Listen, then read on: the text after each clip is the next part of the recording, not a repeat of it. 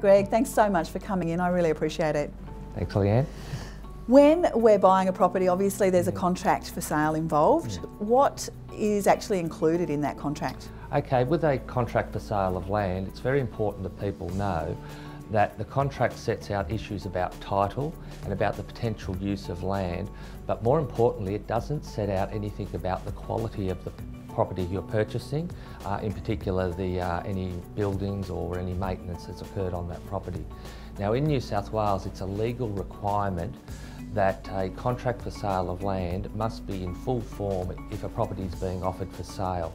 Now that would be that a purchaser looking at a contract, obviously there's a standard front page and a Law Society and REI special conditions, but there are some important documents that need to be attached, and they include a certificate of title. And that sets out any restrictions that may be over the land, such as an easement, a covenant, whether there are any caveats being placed on the property. There should also be a copy of a plan showing where the property is located in a particular area. There should also be a sewerage diagram setting out where main sewers may attach to the property or where they may run through the property. And also what's known as a Section 149 certificate, or more easily known as a planning or zoning certificate, which sets out what the property can be used for and any other things that may affect the property from local council authorities. And if any of those added documents are not with the contract, what should a purchaser do? Okay, prior to entering into any contract, a purchaser should get legal advice on the documentation. If some of those statutory documents are not attached, it does then give the purchaser the potential to get themselves out of the contract before completion. Okay. Now you also mentioned a couple of terms there, covenant, easement and... The caveat. Caveat, that was the one. Yeah. Can you run through what those terms actually mean? Now a covenant attaches to the land and it runs for the life of that property. Now covenant, there are a number of different types of covenant. There's positive covenants and there's restrictive covenants. Now positive covenant would normally be attached to the land and would be imposed by a government authority.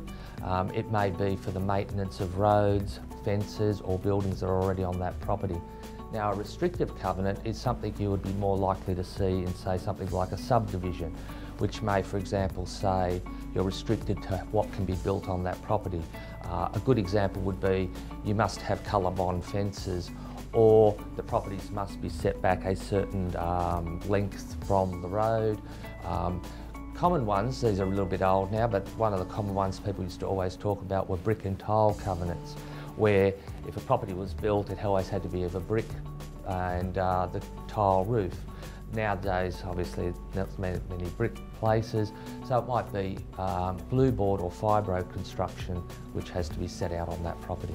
Now, I think you asked about easements. Yep. Easements are also something that attaches to the land, and what it does is it gives the rights to another person for use over that land. And the most common one would be a right of way. So if you had a battle axe block, the property at the front, somebody might have access over your driveway to get to their property, and it means you wouldn't be able to restrict that access in any other way. It might be a restriction to the height of your building. A neighbour may have their views unimpeded, so they have an easement over your property so you can't build out their view. And caveat, what does that mean? A caveat is just a warning to a purchaser that somebody may have an unregistered interest, and a classic example of a caveat may be an unregistered mortgage. It may be that somebody has a judgment debt through the court system and they've placed a caveat over the property, letting a potential purchaser know that there is some other dealing that needs to be dealt with and removed from the title on completion of the sale of that property. Thank you so much, Greg. I really appreciate you taking the time to answer our questions. Thank you, my pleasure.